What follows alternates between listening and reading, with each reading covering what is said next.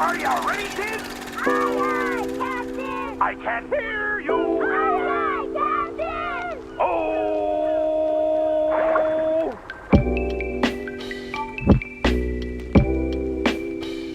Welcome to Cinemaholics. This is a special bonus episode of the show where we're talking about a lot of things, actually.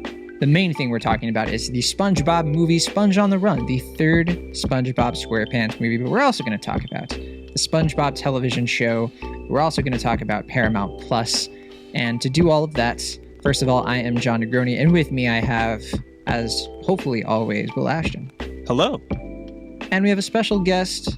He is the co-host of the It Ain't Ogre Till It's Ogre podcast, and he's everybody's favorite barnacle head, Matt Serafini. Hello, happy to be here. Matt, how are you doing? I haven't talked to you since Scoob. Yeah, we were in the 70s, I think. Yeah. But it's been good, John. How have you been? I've been okay. I am ready to talk SpongeBob with you because whenever I think about cartoons and I think about like my childhood, I do always wonder, well, what's Matt's take? Because that's like your thing is, the It Ain't Ogre Till It's Ogre podcast. It's all about that stuff, right? Certainly. We are big gluttons for childhood movies. A glutton is quite a choice of word, but I don't think it's inaccurate. We do consume our fair share of outdated and outdated movies that we probably shouldn't be revisiting as often as we do, let alone at all. So I guess in that spirit, we will bring our nostalgia shenanigans to this SpongeBob conversation. Now I'm feeling bad we didn't invite Chris Sheridan from It Ain't Ogre Till It's Ogre. I feel like he probably would be great to have here as well. Yeah, but I think he'll understand.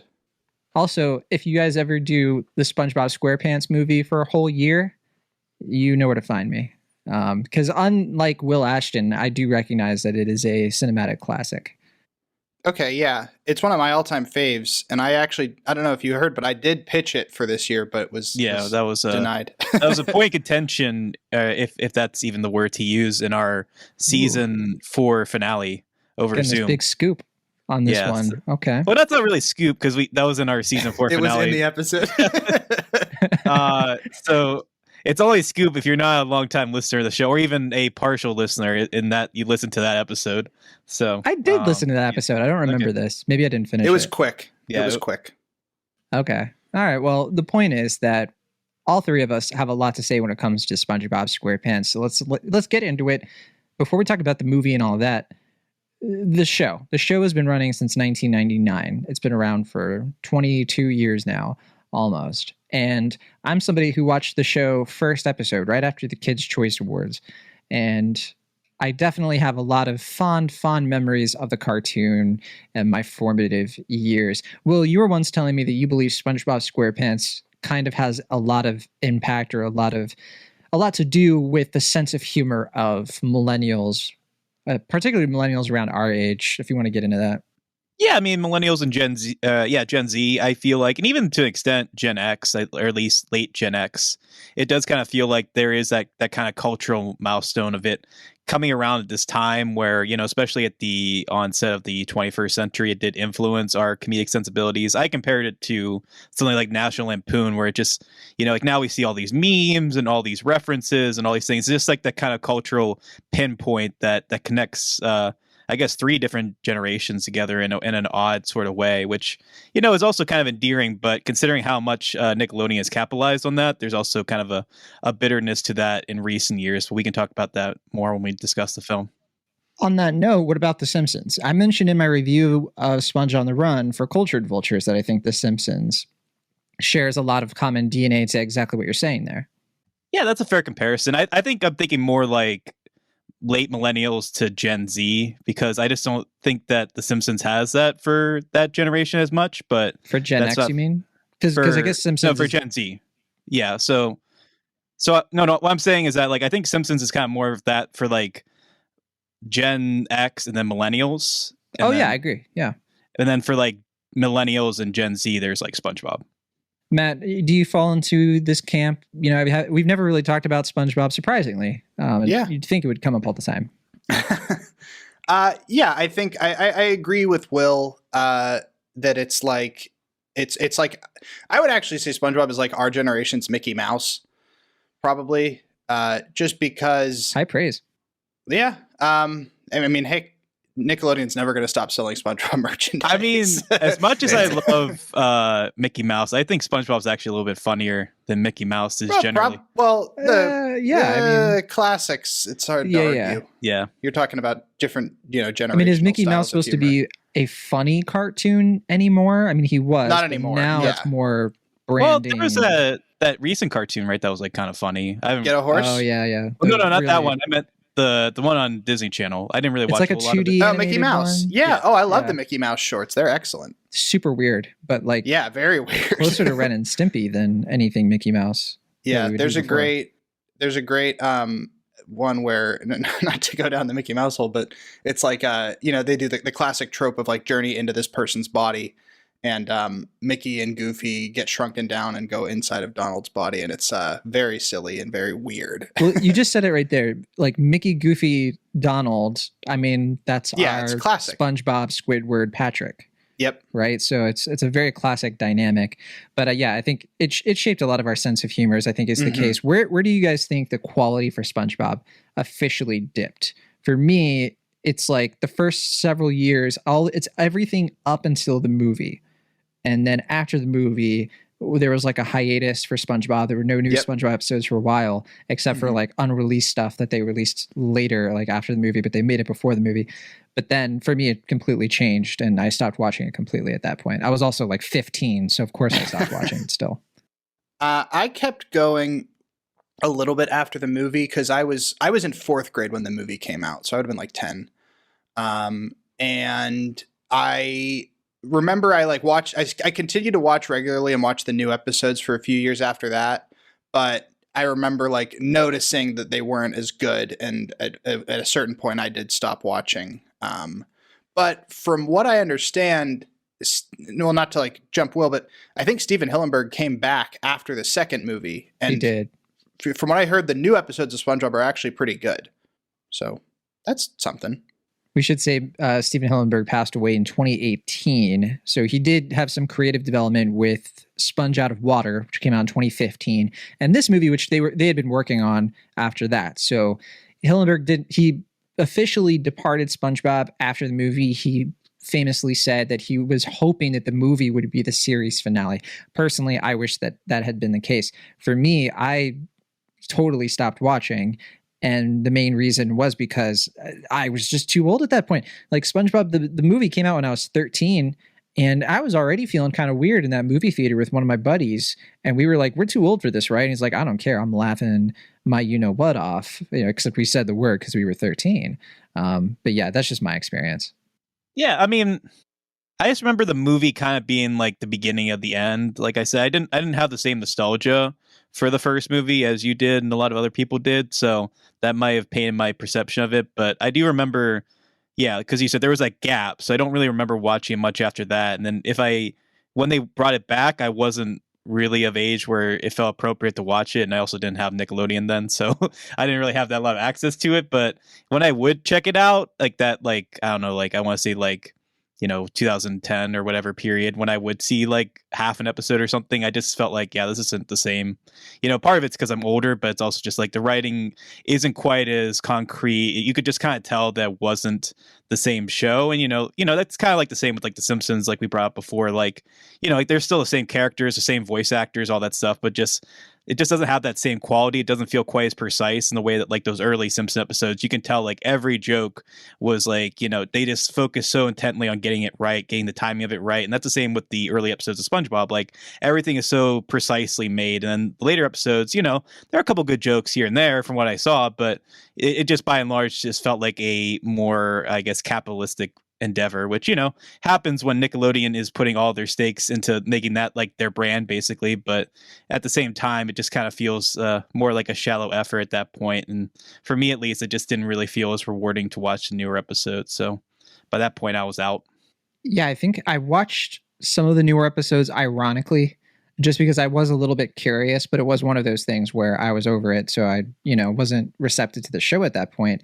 Although I will say I did play Battle for Bikini Bottom. I think that was before the movie came out. Amazing game. That one of the best video games of the PS2 Did you play the remaster era. last year?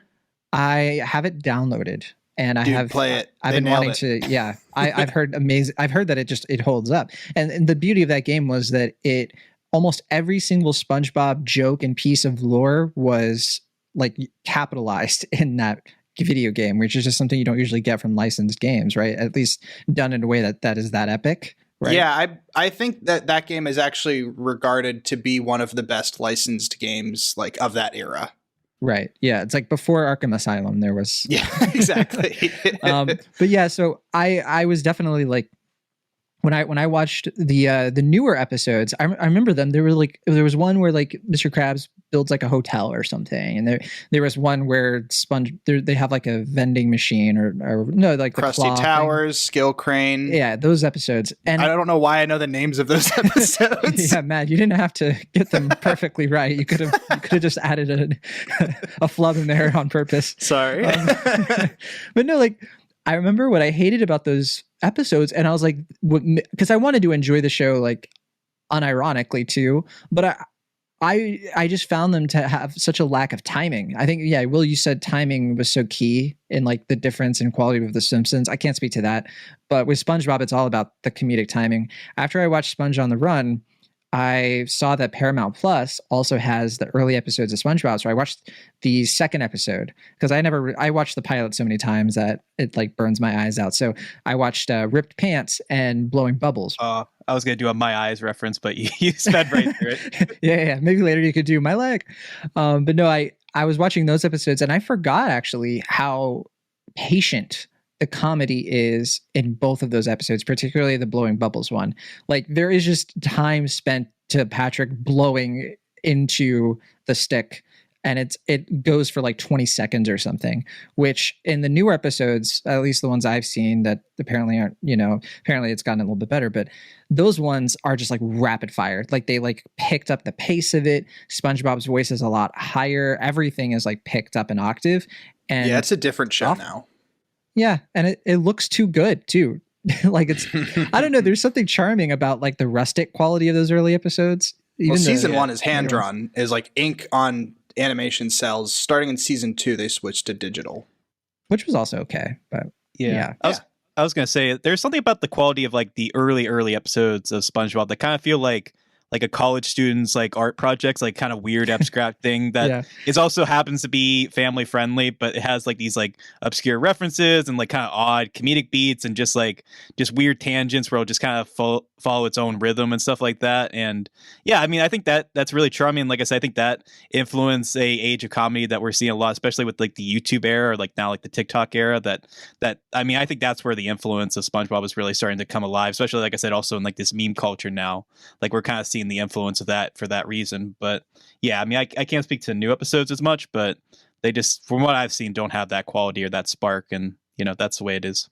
Right. There's something timeless about the comedy in those seasons. And I remember, I don't know how your college years went, either of you, but SpongeBob was something we would watch while obviously under several influences, because it was that type of humor that was so funny and so ironic, but also wholesome and sweet that you could watch it like scarfing down Taco Bell at like 4 a.m., on a school night. It's the best.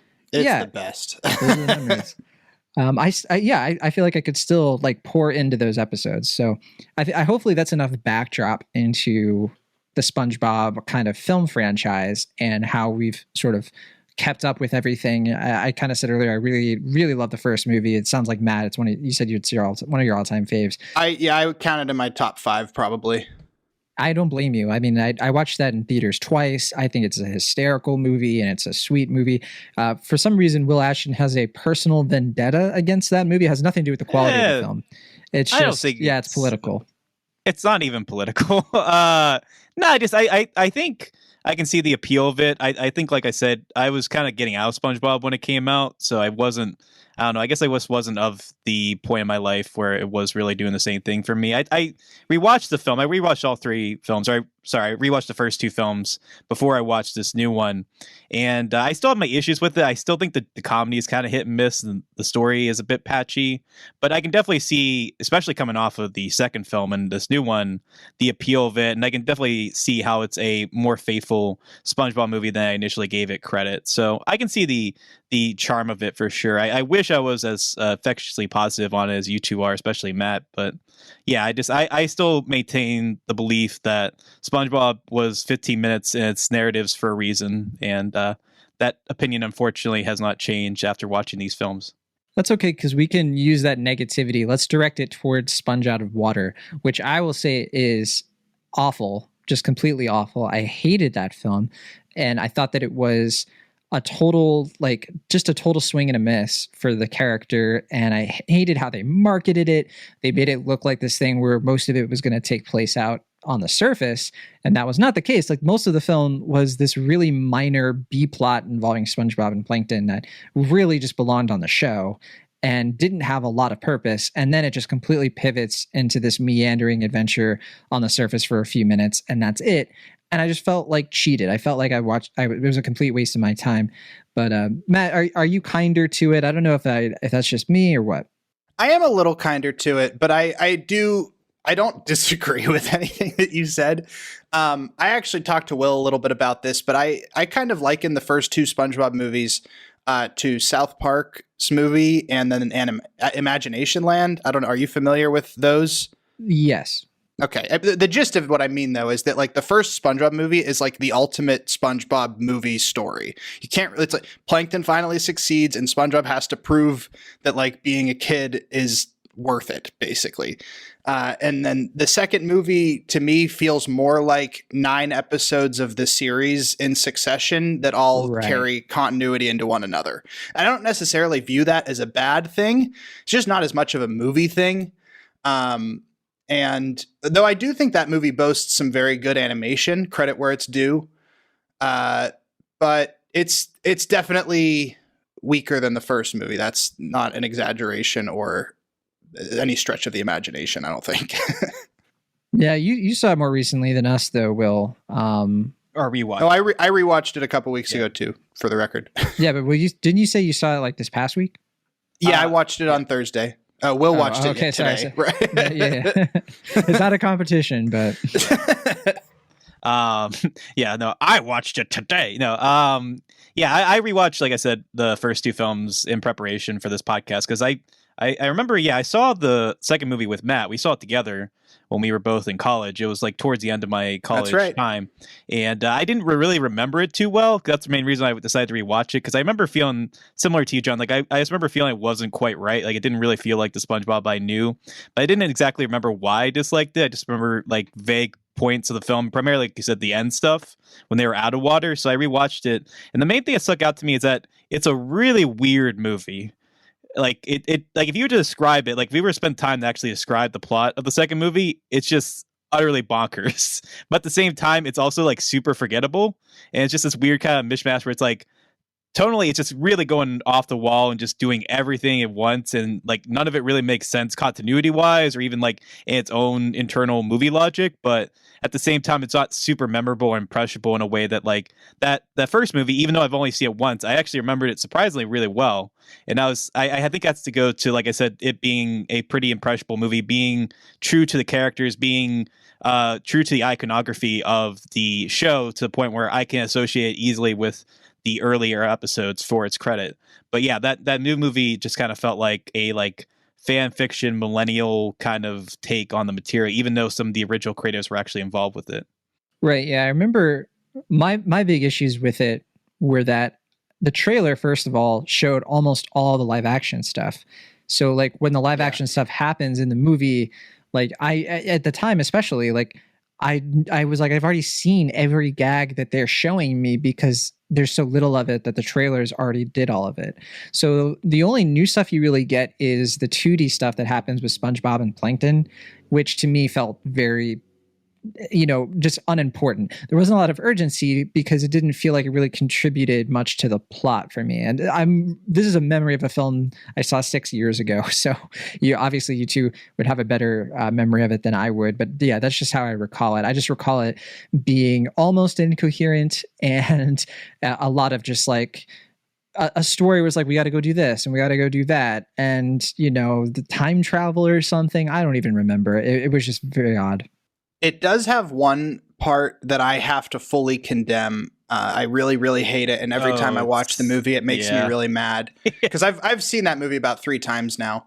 And every time it's that they decided for some ungodly reason to include a rap battle at the end of the movie as like a tag involving this dolphin character named Bubbles, it's in the middle of a performance of the SpongeBob theme song, which we can all agree is a fantastic song.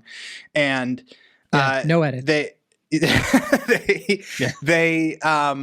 decide to just start having a rap battle about what's it even about? It's awful. I hate it so much, and I think it causes the movie to lose a whole letter grade. Yeah, honestly, you just get blind with fury, and you just don't even know what's happening until the credits start up again. It's like some weird I think otherwise Bubbles is a really inspired and fun character, and if it weren't I love Bubbles. Scene, I think Bubbles. I think if it weren't for that, isn't Bubbles voiced by Matt Berry? Yeah, which is confusing. Same guy who voices the villain of the new movie. Yeah. And animated in the same style, fun fact. Yeah, which is very confusing, especially because these movies have the same title as well for the most part, with the exception of the subtitle. So that's also confusing. But yeah, it's basically he's just like arguing for like his existence, I think. Like he's just kind of like they're singing the theme song, and then he's just like, well, I'm here too, and I want to have my say in it. And then he tells them their song sucks or whatever. It's and then the seagulls are like, leave us alone, we're rapping. And then he's like, okay, sorry, might be. And that's like about it. Yeah. I do remember people would say that they actually liked this whole thing, or because it was so WTF, but yeah, it was not in that camp whatsoever. I just thought it was I don't know what I thought. It was a fever dream, it felt like. But anyway, so real quick, we've talked about the video game, we've talked about the movies, the TV show, but there is one last SpongeBob thing, and I'm very curious if either of you are aware of it. And I should say, there's a lot of other SpongeBob things, but there's one more that I want to bring up. Did either of you ever do the 4D amusement park ride? I have. Okay, thank goodness. I saw it first on YouTube, but then at some point a couple years ago, I actually got to experience it in a theater, and it's fun. Matt, why don't you describe it for the kids at home, including Lawson? It's been a while, but the gist of it is it's a 4D theater experience. It's in it like something like 5 to 10 minutes long, John. Does that sound right? I think that sounds about right. Yeah, like in between there. It's an amusement park ride attraction, right? Yeah. So it'd be weird if it was like 20 minutes. Well, the biggest thing I always remember about it is at the beginning of it, you see Painty the pirate, and he asks, "Are you ready, kids?" And the audience says, "Aye, Captain." And he said, and then instead of just saying, "I can't hear you," he suddenly leans out of the painting and goes, "I can't hear you," and it's really weird. And then I saw the 4D thing like probably 12 times. Yeah, it's insane. It always freaked me out. Always. He his arms come out of the frame, and then he throws the audience into the water and goes, "In you go." And then I believe the storyline is just something where there's like some pickles that hop away. Yeah. And so SpongeBob is trying to track down the pickles. He has to get it from Patrick, but Patrick wants to eat it. And then I think it gets to the point where like humanity is almost destroyed. Yeah, I think Patrick at one point is a robot controlled by plankton. Right. And they go to rock bottom. It's just, it's a 4D romp through Bikini Bottom. It's fun. It's cute. It's better than the Shrek one. I will say. More memorable. How dare you? I'm just saying. It's got a little bit more, They closed it at Universal for a reason. Did they really? I did not know that. It's a Kung Fu Panda thing now. It's the DreamWorks Theater. Okay. Well, it had its time. I guess that's fair. It's time in the sun. Yeah. But anyway, that's all SpongeBob. I think we have, the time to talk about. But now it's time to talk about Sponge on the Run, which is now on Paramount Plus, the big new streaming service, the new kid in town. And I checked out the streaming service. It's fine, I guess. I'm still kind of figuring out the whole thing with it. Matt, you were kind of telling us off the air, though. You saw this on Paramount Plus as well? Yeah. I haven't really had the chance to dive too much into Paramount Plus itself. Oh, dive, you say? That works because this is a nautical thing. Right. Mainly because they still don't have an app for gaming consoles, I don't believe. I did not know that. Yeah, my roommate and I last week we checked every day and it never showed up. So much for CBS All Access. But in any case, because it's replacing CBS, right? With CBS not on like PS4 or any of that stuff. Okay, it might be on the previous generation, but I just got a PS5, and so I didn't have it on there, and so I didn't have access. But so I didn't really get to browse the library too much. But the in terms of how the streaming itself went, the quality got bad a couple times, but it wasn't too bad. Oh, really? How so? Like the quality, like the buffering, or? Yeah, it would just occasionally the quality would dip. The movie never stopped for me though. It played all the way through, but it was a roller coaster ride from beginning to end. It occasionally got a little blurry. Right? The 4D was also your tears coming down your face. And, right. Yes. Yeah, you're like Alex from Clockwork Orange. Like your eyes are just glued to the screen. You can't take your eyes off.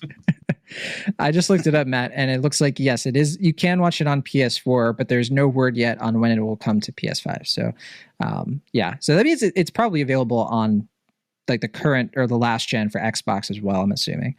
But yeah, I would imagine. I think I had the CBS All Access app on my Xbox One, so that tracks. Will, have you checked out Paramount Plus yet? Have you poked around the service? Other than, like Matt said, I watched the movie on Paramount Plus. I borrowed the account of a friend, so I was able to check it out that way. And Matt, other that's than watching code for BitTorrent, in case you were curious. No, that's not the case. Just kidding. Will doesn't know how to use BitTorrent. No, how dare you? But no, I mean, I only watched the movie on it, so I can't speak for the other content on the service. But I'll say my viewing experience was fine. Similar to Matt, I noticed that when I paused the movie, for whatever reason, the screen gets really small and a huge Paramount logo comes up on the screen. I don't know why that is. It's trying to remind you that you're on Paramount Plus. And then if you press play, it gets really fuzzy or bad quality. And then was this on your laptop? Yeah, this was on my laptop. So it wasn't like that on iPad. Weird. Okay. I don't know. I mean, I can only speak to my experience. But I also have a fairly outdated computer, so I don't know if that is part of it. But yeah, I mean, otherwise the experience was fine. I didn't have any complaints or anything, but I thought that was kind of a weird touch. I do have bad news for those of you who are hard of hearing, like myself, and you rely on closed captions. This service is a lot like Peacock in the sense where captions are kind of hit or miss. Sometimes they sync up, sometimes they just don't. So that is one downside. Otherwise, it just seems like any other streaming service, not much to speak of there. But this is notable for the fact that this new SpongeBob movie, which was supposed to be a big summertime film, or I think they were going to release it actually in when was the original release date? July. Actually? Was it July? July of last year? Yeah, I was thinking August, but I think that was Canada. Yeah, maybe. But yeah, it was supposed to come out last year. That is the point. And I think it did come out digitally on Netflix in some territories. So people were watching this as early as November of last year. Yeah, pretty much everywhere except the North America, I think, had it in November on Netflix. Yeah, that does make sense because Canada did have it in theaters at one point.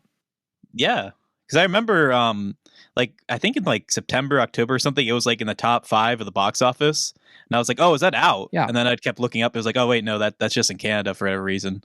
So right. Yeah, the release of this was really confusing. We're technically late covering this, but at the same time, we're not, because this just came out. But yeah, I don't know if that impacted the release or anything in terms of Are we going to get into a whole Paddington debate about this? I guess. No. I'm not even talking the year of it. I'm talking no, in terms I know. of but you could theoretically. Yeah, I guess. Yeah. I mean, I would say it's a 2021 film, but I'm guessing that means that you think it's a 2020 film. No, I'd actually agree with you on this one because it was made in the Same. U.S. Yeah. Okay. All right. Well, fair enough. Yeah. Matt and I have a huge debate about whether or not the first Paddington film was, what were the years that came out? I don't know. 2015 and 16? 2018. Yes. Well, no, I think it's because that came out January of 2016. Yeah. Or no, wait, no, I'm sorry. It was January Was it 2015. So it was 14 Yeah. and 15. Okay. Yeah. So I consider it a 2015 film, but That's Matt, when I saw it. Yeah. yeah. So Matt considers it a 2014 film because that's when it came out in the UK. Oh, like- because Fancy Pantsy Matt went across the pond to watch Right, it. exactly, in yeah. No, it's December. because it was made by a UK production company. This is simple. No, But Matt, I'm sorry. Who, I don't. who Yeah. distributed it? Who distributed it? In the UK or in the US? Both. I don't know off the top of my head. This is so Warner- exciting for me because Is John going to take your side on this? Am I sounds like it. am I about to get dunked on? Well, let's look at it. Let's look at it. We're you know what? Everyone's keeping an open mind. I'm That's the opening point. up Wikipedia. Okay, so this was produced by, you're right, Studio Cal UK. It was distributed by Studio Canal, which is a British company. So Yes. far it's leaning toward UMAT Awesome. because if it's distributed by them here in the States as well, then I think that counts it as a 2014 film. But hold on, Okay. don't do your I dance won't- yet. I'm not. The listeners are in deep suspense about this, especially coming into this for a SpongeBob episode. Coming. The SEO was not favorable toward. Okay, Paddington U.S. distributor. Let's just settle this. Because I want to say it's like Lionsgate or something. That But I feel like sounds- I'm wrong about that. I think Warner Brothers are the second one because of the Weinstein thing. That actually would make sense because I'm seeing Weinstein Company under Yeah. distributors. Yeah, I believe they released it in the US because this was 2015, like we mentioned. So this would be prior to the New Yorker article. That, so, I'm seeing something about the distributor being changed. uh-oh. Wasn't that the Could second that- one? Still in the first one. Keeping it okay. So it says right here, after the film's distributor challenged the certification, blah blah blah. Oh wait, no, that's the rating. Hold on, I'm looking at the wrong thing. There was a rating dispute for Paddington? Yeah. What? Mild sex references with innuendo. Sorry, I read it wrong. I thought it was saying distributor changed. It said distributor challenged. So Yeah, release the R-rated cut of Paddington. yeah, exactly.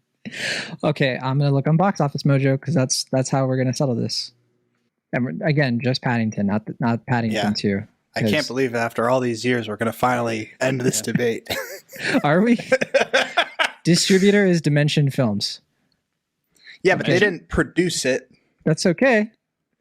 So If they just- SpongeBob movie Sponge on the Run is a 2021 film produced by Paramount. Dimension is a Weinstein, obviously, but yeah, it's New York based. So yeah, it was distributed in the U.S.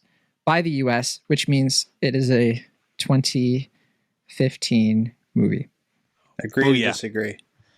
Well, we tried, John. It's okay. He'll come around. He'll tell us I will later. It's not. like, well, hold on.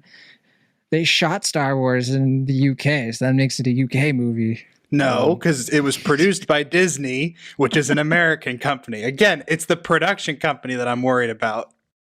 I feel like production companies like they're all over the world. Like, okay, Studio Ghibli or one of the Korean hand-drawn ones does the stuff for Avatar. Does that mean that because the No, third because season of Avatar came out in Canada first, it's a Canadian show? No. I haven't watched Avatar, so I can't speak to that. Oh, now we know what the real problem is. Truly. Yeah. I can judge because I've seen the pilot now of Avatar, The Last Airbender.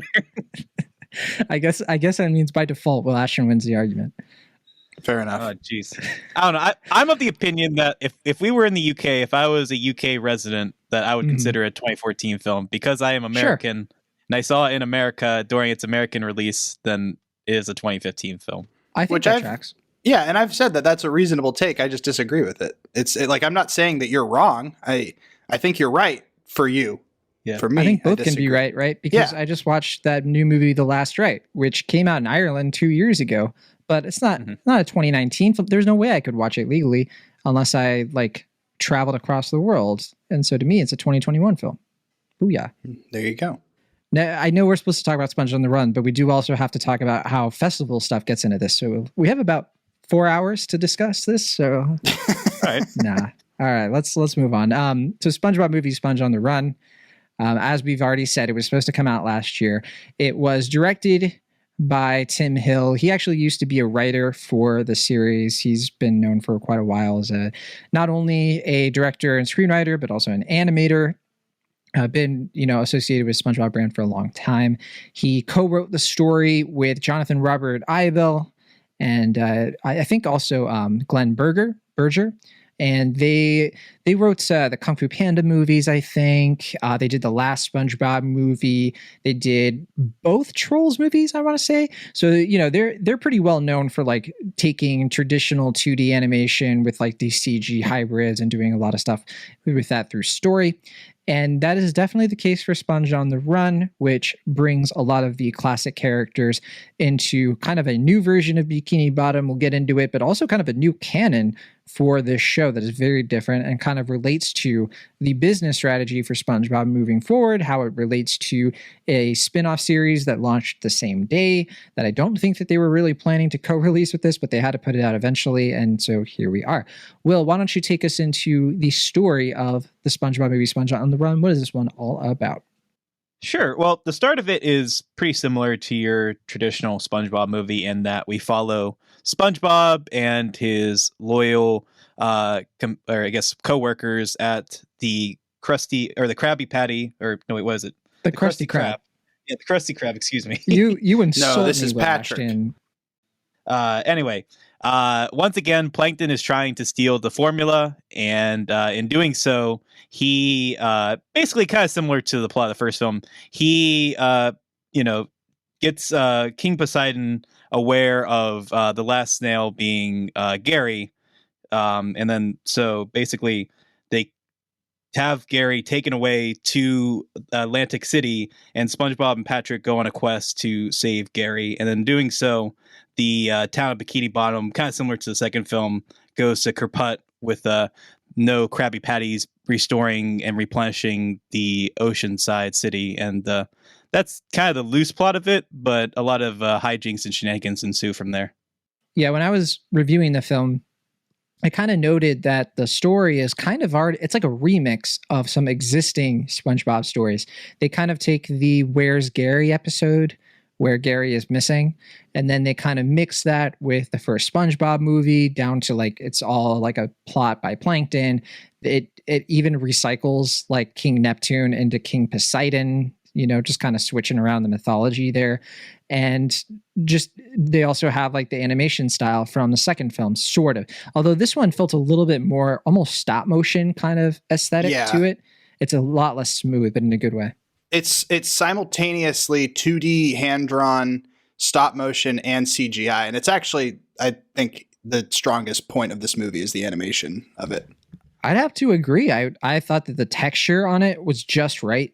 Like they really put a lot of work into the detail of the character designs here to the point where it actually it felt cinematic, because I felt like I was looking at these characters in a different, more high quality way, down to like Sandy's suit has smudges and it looks lived in, and it made me feel like this is a grander vision of the SpongeBob cartoon. So yeah, that totally works in that sense. But Matt, why don't you walk us through what you actually thought of the movie beyond the animation? What did you like? What did you dislike? What's the story on this one?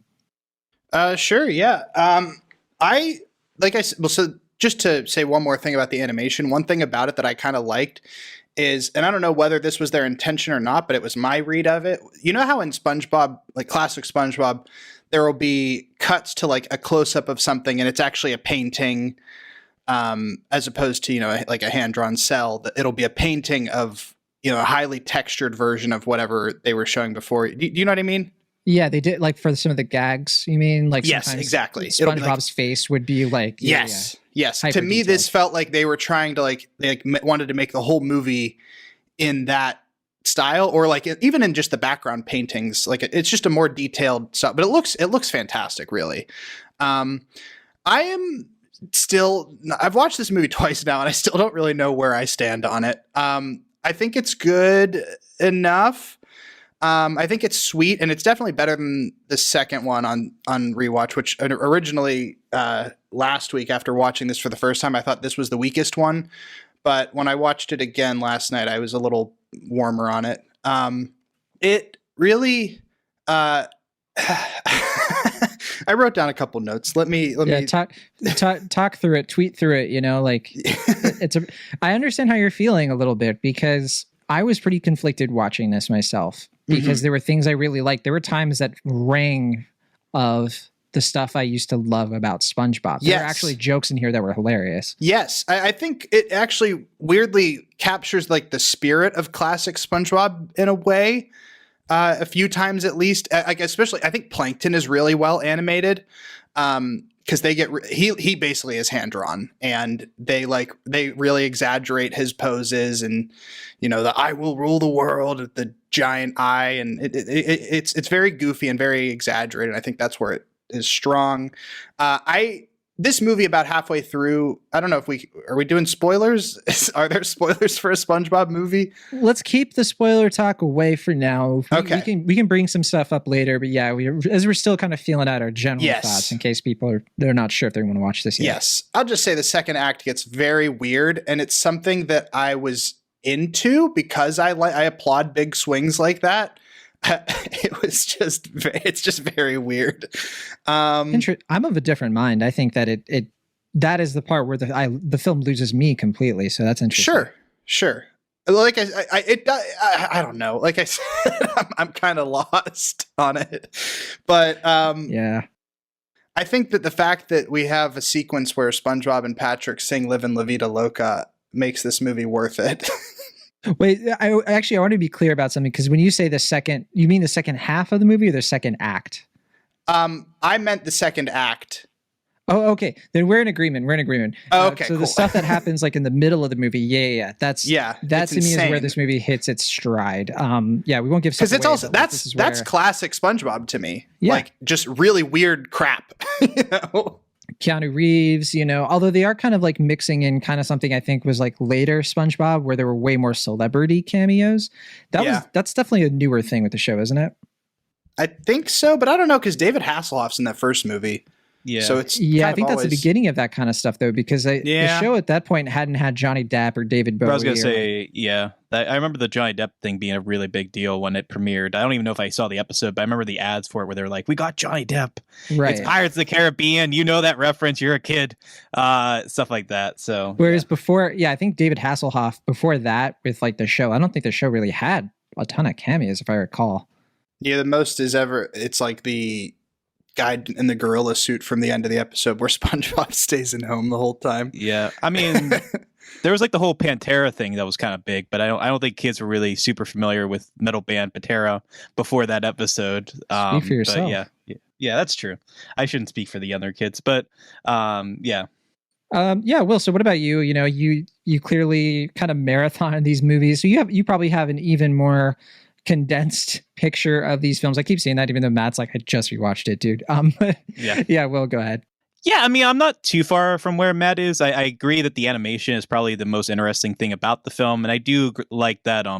Like you were saying, Matt, that it has this sort of like 2D / stop motion style that I think is better than if they had just done a like 3D version of this. That was just your traditional kind of 3D animation. It has not exactly the same vibe as a Peanuts movie, but it kind of reminded me of like, okay, yeah, they actually put a lot of time and care into the design of this world. Definitely harkens to the Peanuts movie. Definitely. Yeah.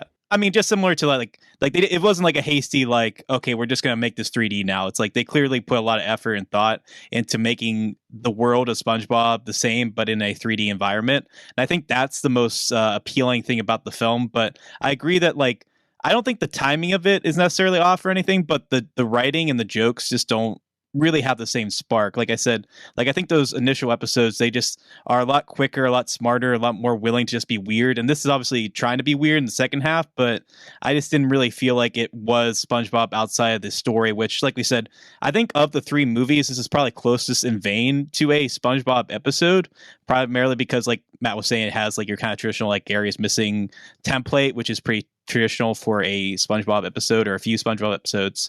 And I just feel similar to Matt that like the middle of the movie is where I really was like connecting with it. If I really connected to much at all, because like that Atlantic City scene was the most like, okay, this is actually like what I would expect from a SpongeBob movie. This is, you know, SpongeBob and Patrick having fun, being goofballs, just doing really absurd kind of random gags like that. That feels like what the movie should be, because obviously I think SpongeBob is obviously better when it focuses on the gag as opposed to the story. I do appreciate that the story here is sort of a means to an end, even though it is fairly derivative. But at the same time, like I was pretty bored for the first half of this. Like it just felt like it was, like we said, just kind of like laying down familiar stakes. It was just kind of doing what we've seen before. It just kind of felt like a passe of the past two films, especially rewatching them fairly recently. And so I wasn't really with it for like the first, like, I want to say like 35, 40 minutes. And then I was kind of with it for like, I want to say like 25 minutes or so, until it became an advertisement in film form for that new spinoff Muppet Babies Flintstone Kids show that they're doing, where they incorporate, I mean, I hope that's not too much of a spoiler, but they incorporate all these like weird flashbacks that are clearly trying to sell their show that's also, I believe, on Paramount Plus. I don't consider that a spoiler, because that's the thing. It has so little to do with the plot. It's like, what are you spoiling? You know, like all it's really doing is it's just shoehorning in this retcon that, no, actually, you know, SpongeBob didn't meet Sandy in the Treehouse Dome episode of the first episode of the show. Tea at the Tree. No, he met her in summer camp, which, okay. Well, I have to say, and this is, I do have to defend them a little bit, because they actually did put some thought into this.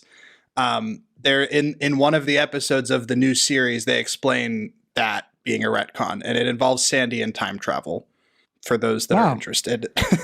That's, well, you know what? I'm glad that is a thing, actually, because I think it speaks to the sort of business side of these creative changes, which is that they're clearly trying to reset the show, retconning, kind of like they do with comic books, it sounds like. I thought they were just doing it with the movie, but it doesn't surprise me that they would do it with the show as well.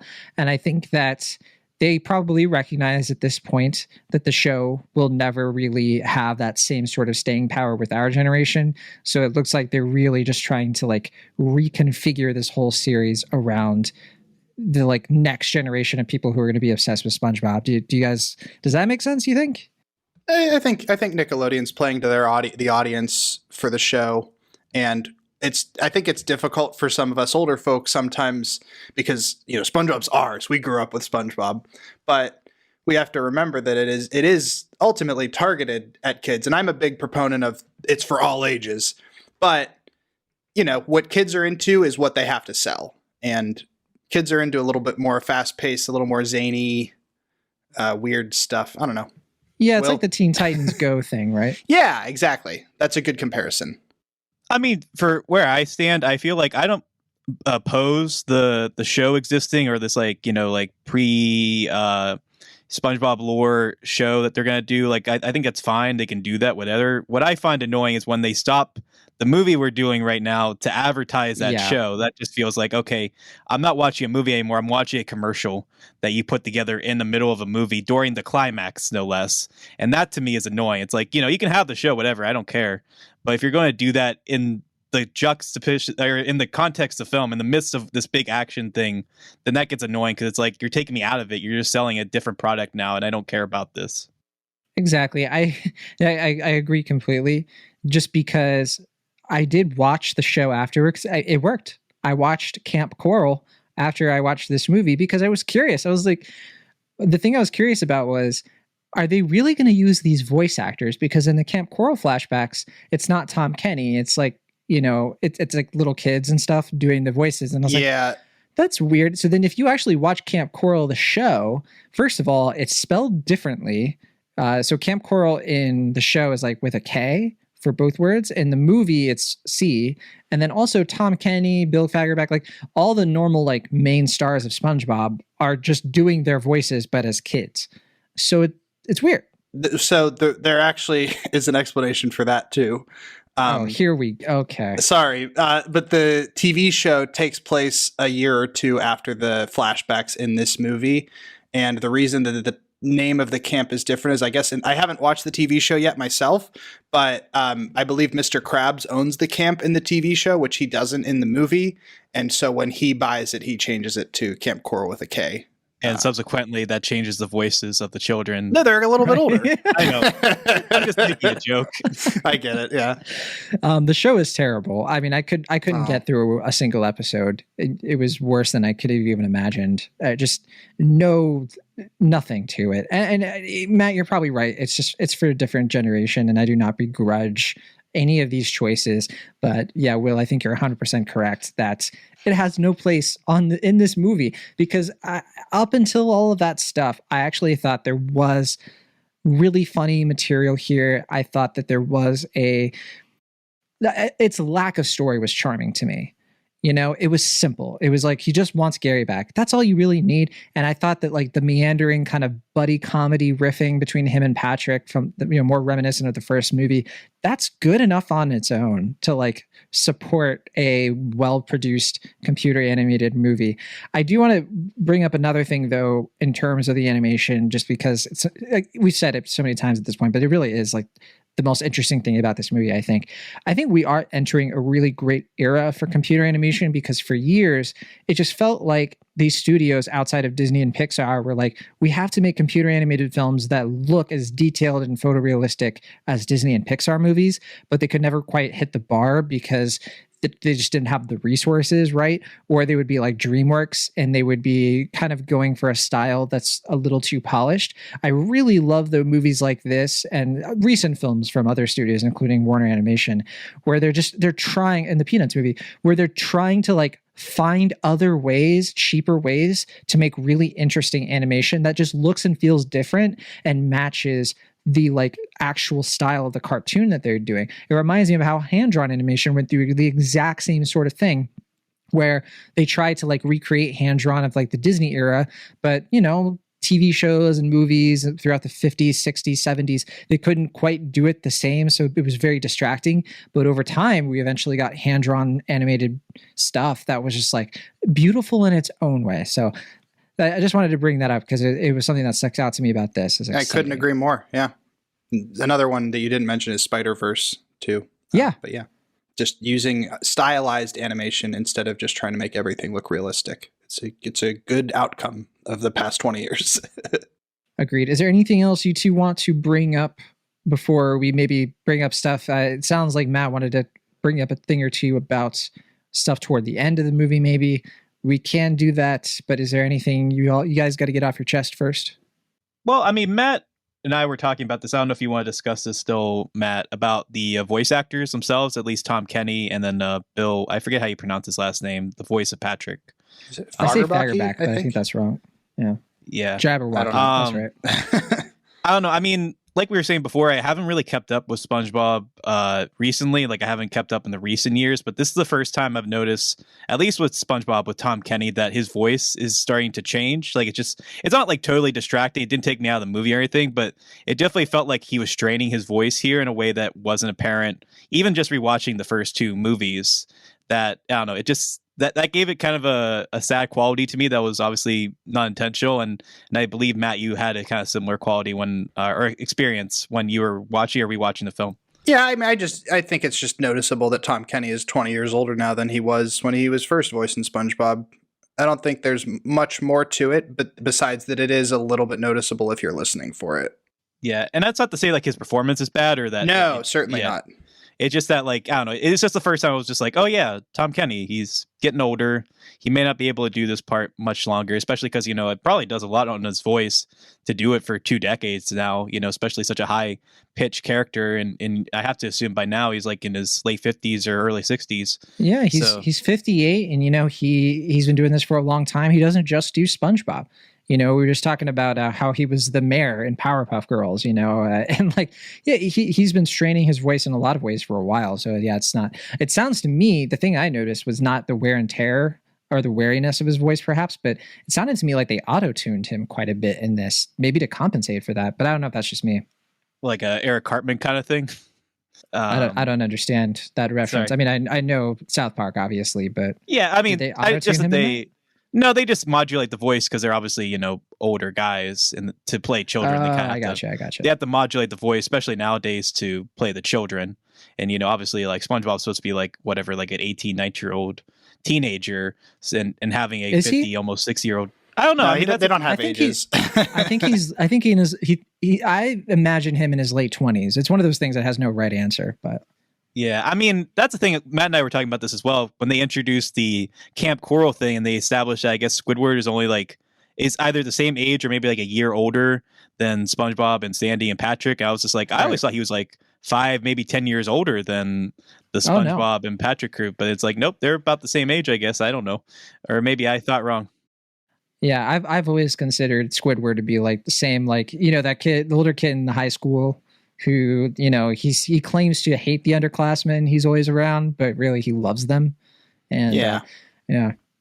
I don't know. I always just saw him as like early 30s, kind of like jaded, veering closer towards middle age, and he's not fulfilling his dreams kind of guy, and he's still working as at a fast food kind of place. So that's my vision of Squidward. Maybe it's a little bit more depressing than other kids, but that was just my headcanon for Squidward, apparently.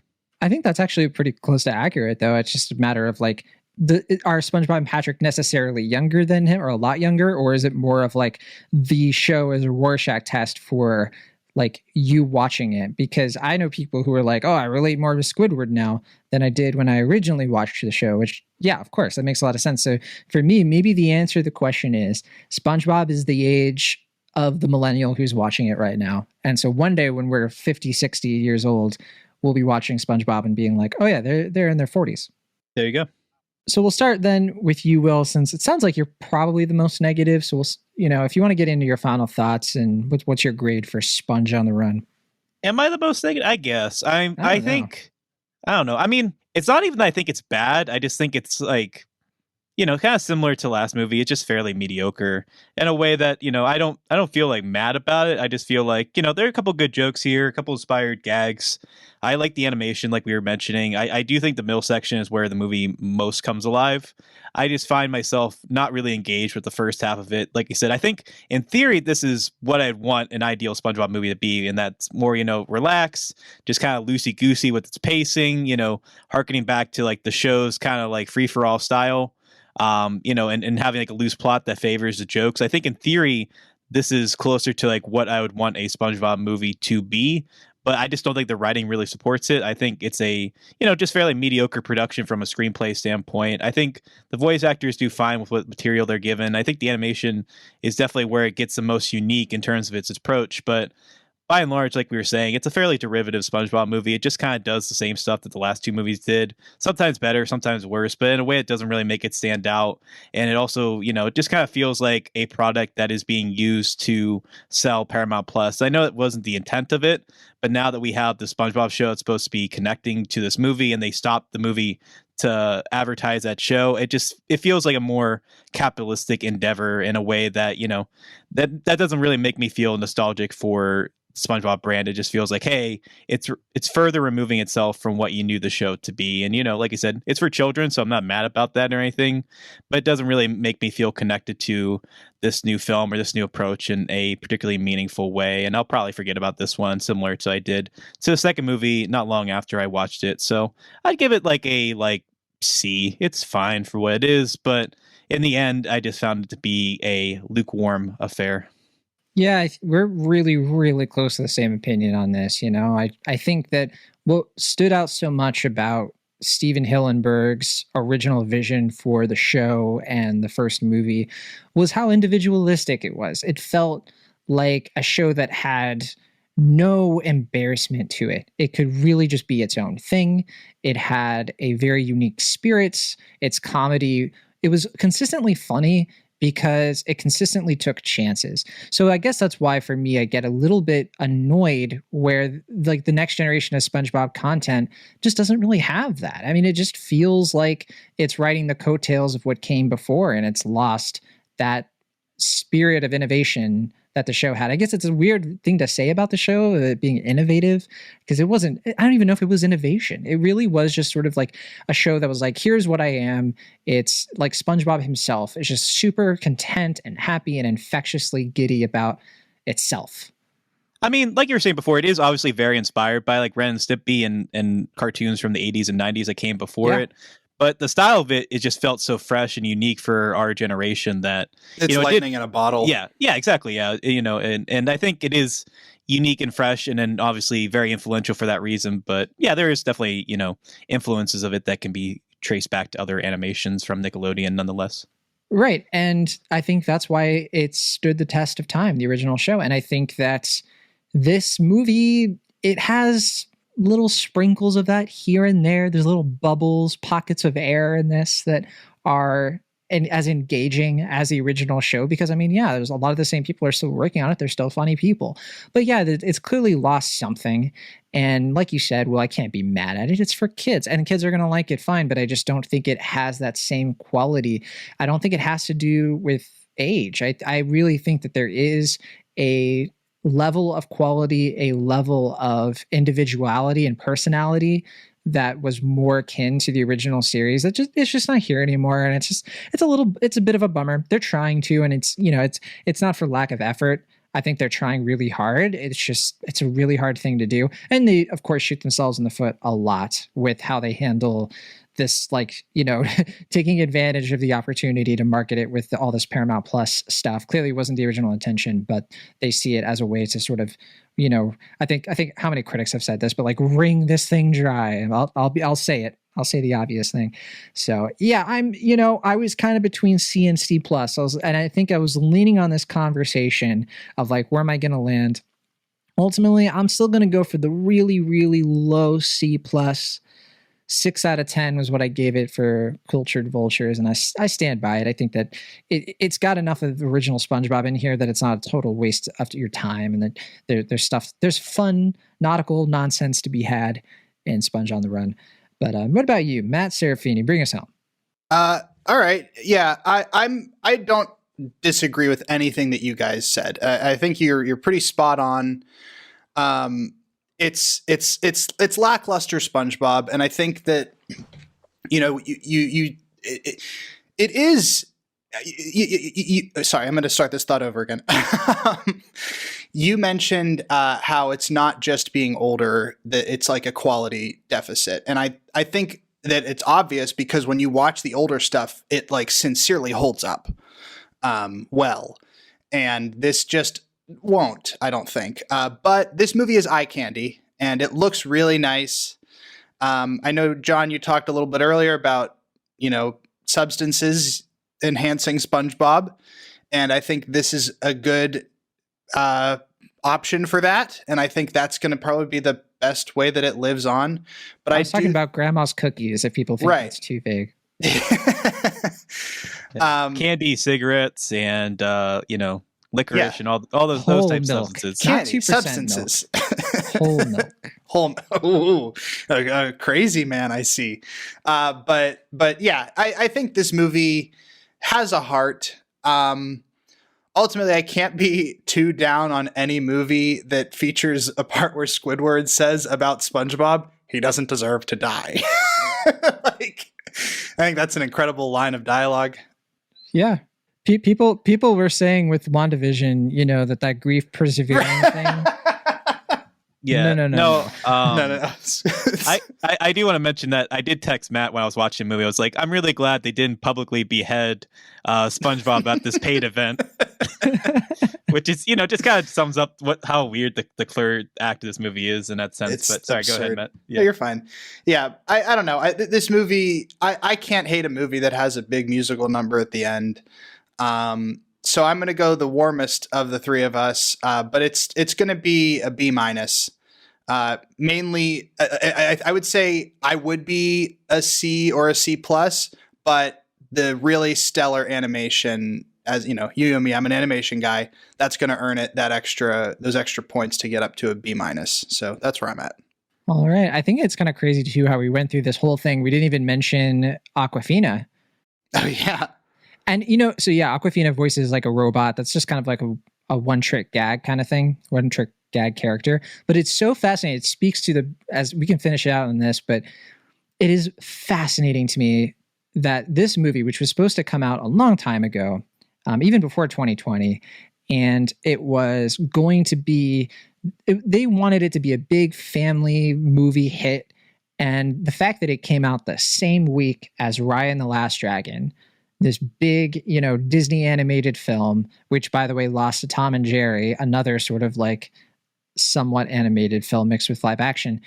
It's just what a time to be alive, I guess. Like where are we right now in the timeline that the big SpongeBob movie, it's like same week as Raya and the Last Dragon. Both of them are launching almost exclusively on streaming services, both delayed by quite a while. Yeah, it's losing to Tom and Jerry. Like, what's going on, guys? Yeah, I mean, that was a weird thing when we were discussing like what we were going to talk about next week or last week, and we were just like, we kept going like, oh yeah, the SpongeBob movie, we got to talk about that. Like in other weeks, like it wouldn't even be a question. It's just like, yeah, SpongeBob movie, that's the biggest movie of the week, unquestionably. This week is just like, oh yeah, that third or fourth movie we have to cover, SpongeBob. It came out on a Thursday too. Oh my God. Yeah. Same thing with Coming to America, like sequel to one of the biggest comedy hits of the 80s, unceremoniously, released on a Thursday. Yeah, it's a very bizarre time to be into films, but hopefully this conversation has prepared you or given you some sort of closure on this movie if you saw it already. Matt, thank you so much for coming on to the show to, hang out with us under the sea. Oh, it's always a pleasure. Thanks for having me. Is there any way, if somebody's been listening to this show and they're like, you know what, this Matt Serafini guy, he's got some takes, there's something to him, and maybe they want to read other things, or they want to read things you've written down. They want to hear your voice again. What are all the ways that can track you down? Well, that's a good question. Not as a stalker, but you know what I mean. Well, as you mentioned at the top, I am Will's co-host on It Ain't Ogre Till It's Ogre. So you can hear me over there talk about this year, the Master of Disguise. You can also find me on Twitter at Matt Serafini. And I post a lot of Muppet Show clips there. And yeah, I don't know. It's a good time. Don't forget your Instagram too. You post a lot of your. Oh yeah, I have an art Instagram which is mart.serafini. I don't think I follow you on Instagram. What? I really should post on there more, but that's my art Instagram. So yeah, maybe I'll try to. We're doing this in real time. I've looked at Mart, M-A-R-T. Yeah, Mart. I found you. Okay, that's you, all right. Did you animate that photo of yourself? Yeah, it's all. Wow. That's all. He's a good artist, man. I'm not saying that just because he's my friend. Like he's genuinely. Well, I knew that. I did know that because of the Ain't Ogre stuff. Yeah, the that posters you put together. Yeah, which have been amazing. Man. Yeah. You guys are gonna give me a big head. Stop it. It's a bummer that before I'd be like, Will, that was really good. Definitely don't tell Matt I said that, but now he knows. Sorry, Will. Will specifically requested, don't tell him. Don't tell me. Don't compliment me. But yeah, right. Those are probably the best places to find me.